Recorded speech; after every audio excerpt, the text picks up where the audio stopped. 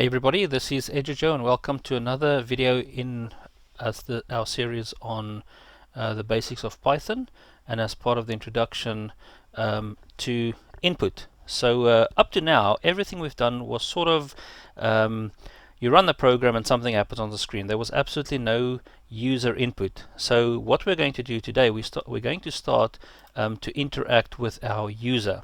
So and that is called input or user input, and we will be looking at two types of input for this video, and that is input with string. Remember, strings are characters, anything between double quotes basically when you're printing, so it could be letters, numbers, symbols, anything like that.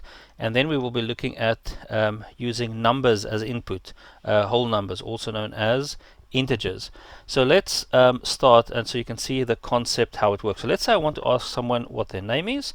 I'm going to use a variable called name, and then I'm going to use a new built-in function called input, and I'm going to do just like I would for the print function. I will have my brackets and I will have my quotation marks, and I'm going to say enter your name. Right, and I also always like to do a colon with a space, and I'll tell you the reason why. Actually, let me take the space out, and then I will tell you how that's going to work. So I'm going to do F5. It tells me to save it, so I'm going to say OK, and I'm going to call it user input. Where am I? Input. There we go, and I'm going to save. And then when this program runs, you can see it says enter your name. And the reason I said over there, let me just see if I can grab this little guy again. No, I can't, so I need to just quickly activate it. Where are you? There you go. So I just want to activate that one there, and say OK. Now when I do that, now it's fine. So now you can see there's no space in between the colon and the quotation mark, and if I just take that away and I click here, you can see again there's no space over here either. And I like to have a little bit of a space. That's just my personal preference. You don't have to do it, but that's just what I like. So then you can type in Jimmy, and you press enter, and the program is finished, because we haven't asked the program to do anything apart from get some user input from the user. So I'm just going to close that, and so that is how it works. So let me just quickly go to see how we do this. So we're going to ask the user for something, and we do that with quotation marks using string. And you can also see that we have I'll use blue, we've got an input function. We know it's a function because it's a word, and then there's an opening bracket and there's a closing bracket. So that's how we know it is a function. And obviously the important thing for us here is that we use the word input to start all of this off. So that is how that part works. But in order for us to be able to use all this information that we have here, once we ask the user, we have to store it somewhere. And I hope you remember from a previous video that we store any values, we store it in a variable, and in this case the name of the variable is name. That means we can now work with it. So for example, we can say print, and then we use the name of the variable. So as you can see here, I'm going to, before we would have just said print, and then we'd actually have something in string. So let me just show you the difference between the two. So if I say print and I have that like that, if I then say name, that's two different things. The first one, or the one you can probably remember, this will literally print the letters N-A-M-E as name. But this one here will print the value of whatever the variable is there. It'll print that value over here. So let's have a look to see, just so you can see the difference between the two. I'm going to do F5 and enter, and then you can see enter your name. I'm going to say Jimmy, and then when I enter, you can see it's got the word Jimmy. Just like we said, it grabs it from there, and then it comes and it puts it there. And for the second one, where you just have name, it literally just does the name part. So let me close that, and that's how you can see how to do it. So this is very, very useful for you to when you're doing some testing, to see what values are currently in your program. You put it in a variable, you print the variable, and then you can see what's going on. So and you can obviously use this in multiple ways. So the next thing I want to do is I want to just beef up this little print a bit. I'm going to keep the name like that for now, but I'm just going to add another print function and just show you the difference again, how we can use this. So I'm just going to use the normal print, and I want to say, for example, hello, let's say hello, and then you can say comma name. We can do something like that. F5 enter. So I think you already understand what that's going to do. It's going to have the words hello and enter, or hello and Jimmy is what it's going to have over there instead of just the Jimmy. You can now actually interact with the user. So once they've logged in, signed in, or you've got their name, you can actually greet them, make it a bit more personalized, which is actually very nice. So let's say we want to make this even further. I'm going to get rid of that one now because we understand how that one works. I want to ask the user for their age. I do exactly the same thing. Age equals input, and we're going to do the same as with the print function, and we're going to say enter your age, or enter your date of birth, or whatever it is. And again, remember, I like to have it like that.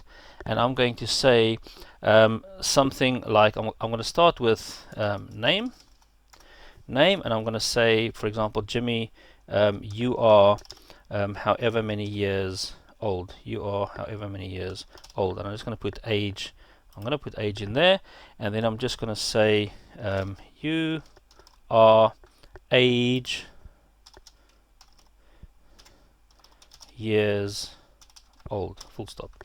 So that's what I want to do. Although age is a number, we are not doing any calculation, so we're going to keep this as string, and I'm just going to run this, and let's see what we come up with. So F5, I think everything is okay. Let's have a look. So enter your name. So let's say it's Jimmy. How old is Jimmy? Let's say he's, I don't know, 16 or something, and then you can see Jimmy, you are 16 years old, which is quite cool. So now you're starting to interact with the user, you're getting information from the user, and you're giving it back to the user. It's a nice little interactive or interaction with the user. The other thing that I want to show you here in terms of different things is we can use something called a function, which I think I showed you in a previous video, but I'm not sure. If not, I'm just going to show you now. It's called a function string, or an F string. And that is, if you want to use something, for example, you ask them to enter their name, but you don't know who they are yet. But then when you come to, for example, the age, you want to actually call them by their name. So you can put a little f for the function, and then you can say, for example, you put curly brackets, and then you use the variable name that you've used before. Let me just go grab that. So remember, there we had our name, and then we grab that exact same name over there. And then you can say, for example, comma, enter your name, or something like that. Let me just do it like that. And you can do exactly the same thing at the bottom, but I'll let me first show you this one, so you can just remember or get a grip to how that part works with the curly bracket. So let's run that and see what happens there. So I'm going to say F5 and enter, and we say enter your name. I'm going to say Jimmy, and now it tells you, Jimmy, enter your age. Or you could have said, Jimmy, please enter your age, or you can say, Jimmy, how old are you, or something like that. So that is, oops, cancel. The program is still going to run, so I'm going to say 16, and then you can say, Jimmy, you are 16 years old. I want to do the same principle now with this one, so you can see the difference in what we have. So if I just run this one, and I say print, and now I'm going to use the F string, or the function for string again. I'm going to put my quotes, I'm going to close that, and then I'm going to do exactly the same as this, but I'll show you just how powerful it is. So I'm going to say curly brackets, name, curly brackets closed. Then I want to say, for example, comma, and then I want to say you are, curly brackets, age, close curly brackets, years old. Full stop. We've got that. That all looks good. F5 and enter. Let's have a look. Enter your name, Jimmy. Jimmy, enter your age. Let's say 16. And now you can see the difference between this. There you've got Jimmy, you're 16 years old. We've got exactly the same thing, but we happen to put a comma in now. And I'll tell you why that is useful in a second. So let me just quickly go and show you why that is useful. If I want to put in a comma, over here. Let's say I follow the same pattern and I put a comma in there and I then put a space. When I run this, you will see why that can become problematic. I'll just say 16 again. So now you can see the issue if you do that is you get a little space there, and it was much easier to do it with this one. The other thing that I probably hear you say is said, oh, we could have used a plus. We could have used concatenation like that. If we do that, you're going to run into problems just like in the video that I showed you in a previous video, and that is that oh, it actually works. Sorry. Oh yeah, of course we're working with string. Of course we don't have a mixture of string and numbers. Okay, that actually works. So we could do. Sorry, I thought we were going to run into a problem because we have age, but remember I didn't use an integer. I just used it as a string. So that is perfect. So that's another thing that you could have done. But it looks a bit weird if you start sort of with a comma over there. Which is why I like the fact that you can use something like the function string, the f string, like this. So for these purposes now, I'm going to get rid of that one there and just keep it like that. And I'm just going to run it for clarity's sake. I'm going to say Jimmy 16, and you can say, ooh, I didn't put a capital. Jimmy, you are 16 years old. So that's quite neat. I like this. Is very, very powerful. What we have over here, you will see that it is oh, that's the thing I wanted to show you. If you did not have this one, let me copy this and just show you some issues that you might have if you don't use the f string. So let's just say I want to put in name like that, and you can see there's a bit of a hassle there. So let's say okay, cool, I'll put it like that. So now we've got name and enter your age. So that looks logical because we can do that when we're printing. The problem is with an input function that does not always work. You can see it says with the age input, enter your age, it says the input expected at most one argument, but it got two. An argument is when you have some values. For example, there's one value, then you have a comma, and then you have another value.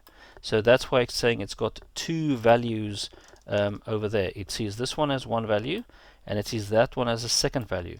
But if you keep it according to this structure, then it sees it as one argument. That's why that one I feel is much better, and also you can then interact with the user from the start as soon as you have that first variable. So I'm just going to run that again for clarity or completion's sake, and I'm going to say, there we go, Jimmy, you are 16 years old. So that is quite cool. So that is how you interact with string, and we use the f string part of that. So now we're going to work with or look at input again, but we're going to look at integers. Integers, remember that is whole numbers.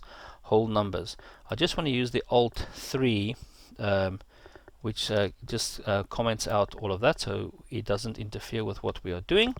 And now we're going to look at the same principle. We're going to ask a user to enter let's say two numbers that we want to add together. So, but remember, we're going to work with numbers, and because it's with calculations, we need it to be integers. So I'm just going to say the same thing again so I can just show you what it will look like. So I'm going to say there, enter your first number, enter first number, and again I like to have a little space there. I'm going to copy that, I'm going to paste it, I'm going to change this now to my second number, num2, enter your second number, and then we want to add them together. So we're going to store it in a variable called answer, and we're going to say num1 plus num2, and then we're going to print answer. Okay, we're going to print that. Now this will work, it's not a problem. You can see there's nothing inside. We're not changing that to an integer, we're not casting it to integer whatsoever. We're just keeping it a string, and it will work. It will work if I say F5 and enter, and I say the first number is 20 and our second number is 10. If we add that together, it is, you're right, it's going to be 30. But look at what happens now when I combine string. I'll just move this across slightly so you can understand what I mean by that. When I enter, we get 2010. The reason for that is, and hopefully you can remember that from a previous video, is that when we have string, which is this one over here, that is string. The second one is string as well. That is all stored in these variables as string. And when we do them together, when we use a plus, we call that, remember that from a previous video, concatenation. So it's just going to join the string together. It's not going to add it up whatsoever because it's string. You must change it to numbers. And the way we do that is something called casting. I'm going to say int for integer in front, and then close the bracket over there. And again, I just need to show you quickly. So I've got int, which is another function. So it opens brackets there, and then I'm going to close the bracket here, and then everything in between will eventually be stored as a number. Again, I'm just going to run this. It's going to be, you're going to get an error, but you'll see why there's an error now, because you are mixing integers as well as, let's say 21. Ask me for the second number. I'm going to say 20. We're supposed to get 41, but we get an error message because we have string and integer. And you can see over here, if I just make this one slightly wider, you can see over here it says unsupported operand type. They're talking about this part of your program, and you can see unsupported. You cannot mix integer and string. You can't mix it. You must either have string or integer. So that is the problem that you have there. So you have to change both of them. You have to cast it to string. The most common error people make when they're doing this part over here is that they forget to put the last closing bracket. So you're opening a bracket once, you open a bracket twice, so you have to close it twice. So let me just grab that and get rid of that. That should now work. F5 enter, and now we're going to say 21, that should be 42, and now we have the right answer as 42 because it has both of them over there. So cool. So that is cool. And again, we could now go ahead, and instead of saying answer, let's say we wanted to say the answer is, or we actually want to say that num1 plus num2 equals whatever the answer is. So we can do that in answer over here. We can do that. We can use the f string again. So we can say f string, and then we're going to go num1. That'll give us the num1. We can then say plus, and then we can have the curly bracket and then num2, close curly bracket, and then you could have equal, and then you have the answer in curly brackets as well. And let me just quickly go ahead and just show that again. So we want to physically show num1, whatever num1 is, plus oops, that went the wrong way. Let me just clear that again. So I just want to say num1, I want to say num2, and I want to have the equal. But I also want to show the equal sign and the plus sign. That's why I put in an F string. So let's run that and see what it looks like. What happened there? Oh, I forgot this. It must be in quotes. It's string, isn't it? I must have these in quotes, so that's good. So I'm just going to put that over there, and then finish it off over there. And then the reason you see that, we've got, we don't have it. Oh, we have it here at the top. F double quote or single quote, and then double quote at the end. So F5 enter your first number. I'll just say 21, and then you can see 21 plus 21 equals 42. So that again is a very neat way of just showing what you've actually added. Instead of just showing a 24, you can now show, oh look, it's 21 plus 21 is what the user have entered. If you want to make it even a little bit nicer, let me just close that. Let me just see. I'm going to just take that comment out there, so we can still get Jimmy's name, and then I'll show you what we can do. And we can put in over here a curly bracket, we can put in the name, curly bracket, and we can say let's say Jimmy, the answer is, the answer for 2 plus 2 is that, we'll just keep it like that. So F5 enter, we'll ask Jimmy for his name, Jimmy, first number 21, 21, and then you can say, Jimmy, the answer for 21 plus 21 is 42, is equal to 42. So that's a nice way of interacting with a user, and that's a nice way to work with string.